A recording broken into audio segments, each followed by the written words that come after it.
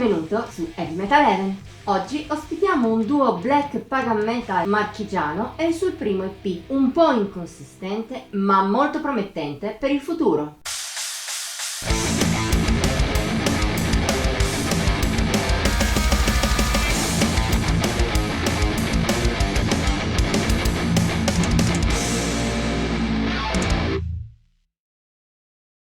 In antichità, Esis era il nome latino della città di Iesi e del fiume Esino, la cui valle compone buona parte della provincia di Ancona. Una zona che, ancor prima dei Romani, era a volte condivisa, a volte disputata, da popolazioni diverse: Greci, Piceni e poi la tribù celtica dei Galli Senoni. È proprio la storia di questi ultimi che vuole narrare il gruppo che ha scelto per sé lo stesso nome, Esis, appunto. Nato nel 2016 da due membri degli anconetani Hagen, band di nostra vecchia conoscenza, nel giro di 3 anni si sono ritrovati con un EP pronto e registrato. Tuttavia varie difficoltà personali hanno reso la sua pubblicazione difficoltosa. Tutas, infatti, ha visto la luce solo nell'estate dello scorso anno. Al suo interno, il gruppo lascia da parte quasi del tutto il folk metal della band madre, che torna fuori solo in alcune melodie. Il focus principale del gruppo è invece su un black metal atmosferico dalle forti tendenze epiche, che si sposa bene con l'immaginario pagano del gruppo. Un immaginario cantata anche da Zenon Brennus nei testi, in teoria tutti in italiano. In pratica però la voce è molto sotterrata all'interno del mix e spesso in un formato scream inintellegibile. Da un lato ciò non è un difetto. Insieme al tappeto di tastiere di Eugen Exogenos e delle venature di chitarra è un elemento che forma il tessuto musicale e melodico di Tutas, quasi fosse un altro strumento. Ma dall'altro questo vanifica in parte l'intento degli Esis di raccontare la storia e la mitologia dei Galli Senoni, un problema che però non è davvero tale.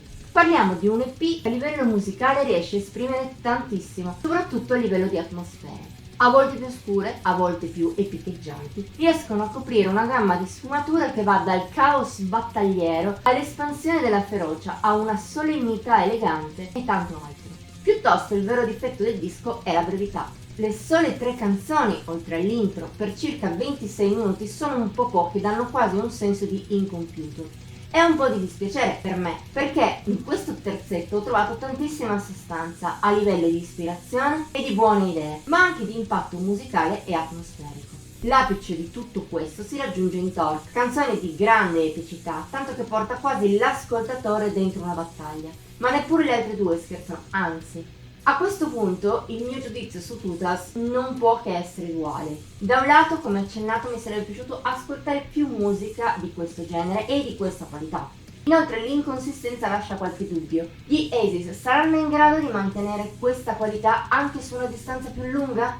Io spero sinceramente di sì, perché volendo andare al di là di queste perplessità, parliamo di un EP davvero valido, avvolgente, pieno di spunti vincenti e senza momenti morti. Che dire quindi? Non vedo l'ora di poter ascoltare il loro primo full length che è già in fase avanzata di produzione. Voto di Heavy Metal Heaven 77 su un massimo di 80 per gli EP.